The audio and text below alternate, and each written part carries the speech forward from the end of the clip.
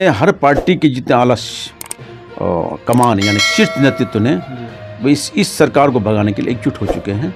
एकजुट होकर एक पार्टी, एक महागठबंधन बनाया है जिनका नाम इंडिया रखा गया है। ये जो भाजपा पार्टी है ना, इससे सब ऊब गया है, सब परेशान हैं। बेरोजगारी बढ़ गई, महंगाई बढ़ गई है, महिला उत्पीड़न ज़्यादा होने लगा है और लोग सुरक्षित नहीं है। और 17 अगस्त हॉस्पिटल में जीतने के बाद ही जब गया तो मैंने सोचा कि नहीं, इसके लिए मुझे आवाज़ उठानी चाहिए। और मैं फर्स्ट गया तो पहली बार मैंने उठाया कि इसको बनाया जाए, इसको नया बनाया जाए। उठाने के बाद फिर एस्टीमेट बनने के बाद प्रक्रिया में है। और मैं पहले बजट कम था उसका, 6 लाख का लगभग था। तो इस बार जाकर मैंने इससे 2 महीना पहले मैं गया, वहाँ पर उसको रिवाइज एस्टीमेट बनवाया गया। उसको लगभग 9 करोड़ का है। और छत्रकाशी नहीं, पूरे बिहार में डॉक्टर की कमी है। इसके लिए आदरणीय हमारे जो मुख्यमंत्री जी हैं तेजस्वी यादव जी, उनसे हम लोग मिले हैं कि अवैध नर्सिंग होम इसको सबको बंद किया जाए। अनरजिस्टर्ड जितने भी नर्सिंग होम चल रहे हैं ये सरासर गलत है। ये लोग गलत तरीके से उगाही कर रहे हैं। और क्रांति दूत न्यूज में स्वागत है। मैं किशनगंज विधायक जनाब इजहारुल हुसैन साहब के पास हूँ और अभी हम लोग जानेंगे आगामी चुनाव के बारे में। सर से पूछेंगे कि आगामी चुनाव को लेकर क्या क्या तैयारी हो रही है। सर, क्रांति दूत न्यूज में आपका स्वागत है। सर भैया, आपको भी बहुत बहुत शुक्रिया आपका, और आपको भी बहुत स्वागत है। और आपके जितने व्यूअर्स हैं, क्रांति दूत के जो चैनल के जितने व्यूअर्स हैं, उनको भी मैं धन्यवाद देना चाहता हूँ कि चैनल को अच्छी तरह से देख रहे हैं आप लोग। आपने एक बात कही किशनगंज आगामी चुनाव 2024 की क्या बात है। देखिए, एक्चुअली हम लोग बहुत झेला, 10 साल होने जा रहा है सरकार, भाजपा सरकार में। अवाम पूरी तरह से झेल गई है, इसलिए अब अवाम ने माइंड मेकअप कर चुका है कि इस सरकार को उखाड़ के फेंकना है। इसलिए अवाम ही नहीं, जितने हर पार्टी के जितने आला कमान यानी शीर्ष नेतृत्व ने वो इस सरकार को भगाने के लिए एकजुट हो चुके हैं। एकजुट होकर एक पार्टी, एक महागठबंधन बनाया है जिनका नाम इंडिया रखा गया है। और इंशाल्लाह लोग को पूरा आस्था है इस इंडिया गठबंधन में, महागठबंधन में। और मुझे उम्मीद है इंशाल्लाह कि आने वाले 2024 लोकसभा चुनाव में हम लोग पूरी तरह से यानी कि फुल मेजॉरिटी में हम लोग आ रहे हैं। और मुझे उम्मीद, अवाम भी साथ दे रही है हम लोगों का, और जितने प्रतिनिधि लोग हैं वो लोग भी सब मेहनत कर रहे हैं। सरकार इस भाजपा बड़का झुट्टा पार्टी को यहाँ से निकालने के लिए हम लोग, जनता भी इस इंडिया गठबंधन को सपोर्ट करेगी इंशाल्लाह। मतलब नफरत के जो है दुकान जल्द बंद होने वाली है और मोहब्बत की दुकान खुलने वाली है। आदरणीय हमारे राहुल गांधी जी ने एक स्लोगन दिया कि नफरत के बाज़ार में हम मोहब्बत की दुकान खोलेंगे। आपने देखा होगा लगभग 3500 किलोमीटर उन्होंने 3500 किलोमीटर पैदल यात्रा किया, जिसमें मैं भी साथ था उनका।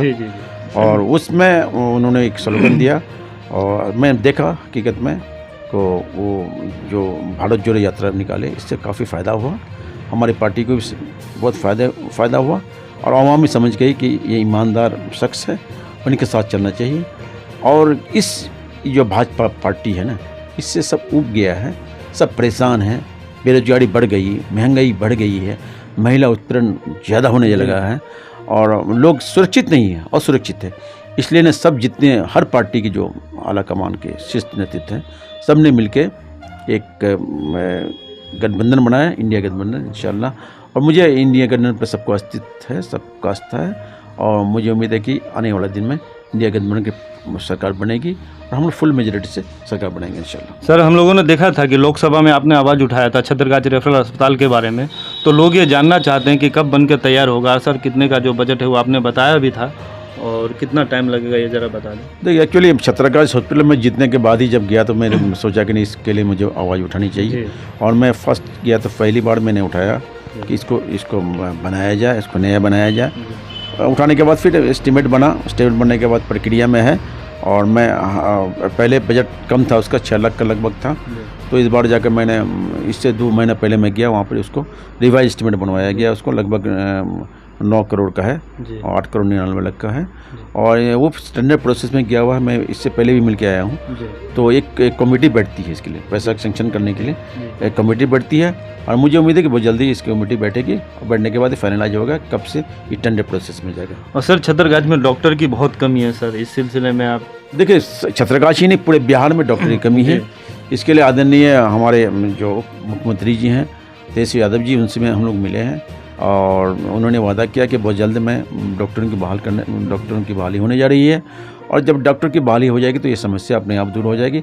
हर हॉस्पिटल में डॉक्टर पूरे, अगर 100% नहीं तो कम से कम 80% 90% डॉक्टर जब आ जाएंगे तो जाहिर सी बात है, ये समस्या दूर हो जाएगी। बहुत बड़ी समस्या है, दूर हो जाएगी इंशाल्लाह। सर, हमने सुना है कि तेजस्वी यादव जी और तेज प्रताप जी का बहुत जल्द आगमन है। जी, मैं भी सुना हूँ, अभी ऑफिशियली मैं कंफर्म नहीं कर सकता हूँ, और बात चल रही है। आदरणीय तेजस्वी यादव जी, आदरणीय तेज प्रताप जी यहाँ आ रहे हैं, और यहाँ आएंगे तो जाहिर सी बात है हम लोग जितनी समस्या उनके बाद रखेंगे।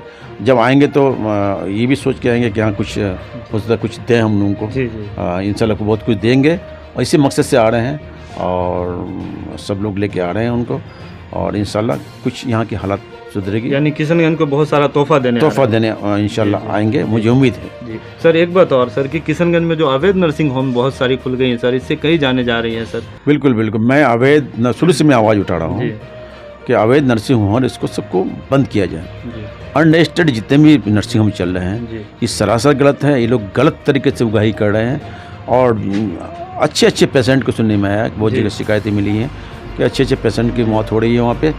ये बिल्कुल गलत कर रहे हैं। ऐसे नर्सिंग होम को जितनी जल्दी हो सके इसको बैंड होना चाहिए। इस पर इसको दलालों के द्वारा सर फंसाया जाता है, और करीब जो लोग हैं, होता क्या है यहाँ पे कुछ दलालों को इसमें सेटे हैं। अच्छे नर्सिंग होम नहीं ले जाके इन लोगों को जो अनरजिस्टर्ड है वहाँ पे ले जाते हैं। उन लोग क्या मतलब, उन लोगों को पैसा से मतलब है। किसी की जान जाती है, किसी का बाप मरता है, किसी का बेटा मरता है, बेटी मरती है, इन लोगों को तो हमदर्दी है ही नहीं। इन लोगों को तो सिर्फ पैसा चाहिए। तो ऐसा नहीं चलने देंगे इंशाल्लाह, और मुझे उम्मीद है बहुत जल्दी ये सब का बहुत जल्दी बंद होने जा रहा है, और बंद करवाना जरूरी है इसके लिए। सर, बेगूसराय में कुछ दिन पहले घटना हुई थी, आपने सुना होगा सर, कि वहाँ पर एक शिवलिंग पे सर शायद तोड़फोड़ किया गया था। तो गिरिराज सिंह ने एक बयान दिया था कि जो गठबंधन की सरकार जो है ये साजिश रच रही है। सर, इस विषय में क्या कहना चाहते हैं? देखिए, अभी हम लोग भी सुना अभी कि बेगूसराय में एक मामला हुआ कि शिवलिंग को एक मुस्लिम लड़के ने, अब क्या सही है नहीं तो अब तो जांच के बाद ही पता लगेगा कि मुस्लिम लड़का ने शराब पी के जाकर वहाँ पर ऐसी गलतियाँ कर गई। और ये हमारे गिरिराज सिंह ने स्टेटमेंट दिया कि इंडिया गठबंधन ने ऐसा उनकी साजिश है। तो मैं इनको कहना चाहता हूँ आदरणीय हमारे गिरिराज सिंह के माननीय मंत्री जी को कि हमारे मजहब में, मुस्लिम मजहब में कभी नहीं सिखाता है कि दूसरे मजहब को ठेस पहुँचाओ, किसी को हमसे कोई तकलीफ़ ना हो। ये हमारे मजहब में सिखाता है। हमारे मजहब ही नहीं, हिंदुस्तान के हर मजहब में सिखाया है कि दूसरे मजहब को तकलीफ़ नहीं होनी चाहिए। उनके आस्था को किसी को ठेस अगर पहुँचता है तो बिल्कुल ये नाजायज़ है और बिल्कुल गलत है। और मुझे उम्मीद नहीं है कि ये मुस्लिम, अगर वो हकीकत में सच्चा मुसलमान अगर है तो ऐसा नहीं किया होगा।